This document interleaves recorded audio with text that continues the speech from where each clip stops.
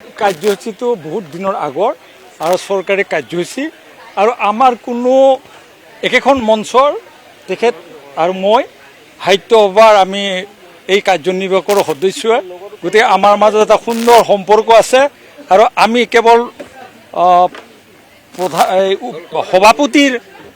পদৰ প্ৰাৰ্থীয়ে নহয় আৰু তিনিগৰাকী সদায় আছে সেই সুসম্পৰ্ক সদায় থাকিব নহয় তিনিগৰাকী প্ৰধান সম্পাদকৰ কাৰণে তিনিগৰাকী উপসভাপতিৰ কাৰণে চলি আছে এতিয়া নিৰ্বাচন বিধি বলবৎ হৈছে গতিকে সেই বিষয়ে আকৌ বিশেষ একো নহয় সেইটোতো তেখেতসকলৰ নিজৰ কথা কিন্তু এতিয়া সম্পূৰ্ণভাৱে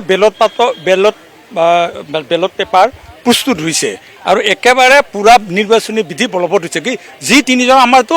গণতান্ত্ৰিক পদ্ধতিত আমি নমিনেশ্যন দাখিল কৰা উইথড্ৰ কৰা এই ব্যৱস্থাটো আছে একেটাই ব্যৱস্থা গতিকে এই বিষয়ে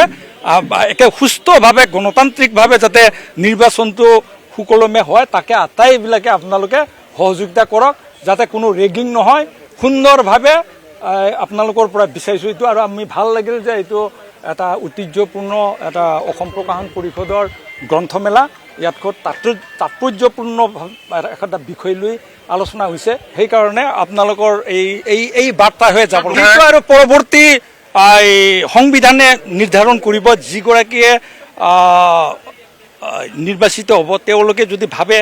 তেতিয়াহ'লে হ'ব নহয় এইটো শুভেচ্ছা মানে আমাৰতো একদম তেখেত মোৰ বয়সত জ্যেষ্ঠ পোনপটীয়াকৈ যদি শিক্ষক হ'লেহেঁতেন মোৰ শিক্ষাগুৰু আৰু মই চাতে আমি একেলগে অভিধান কৰোঁ একেলগে বহোঁ একেলগে কাম কৰি থাকোঁ এতিয়া মোৰ যদি সময় হ'লেহেঁতেন তেখেতৰ ঘৰত গৈ চাহ একাপ খায়ো আহিলোহেঁতেন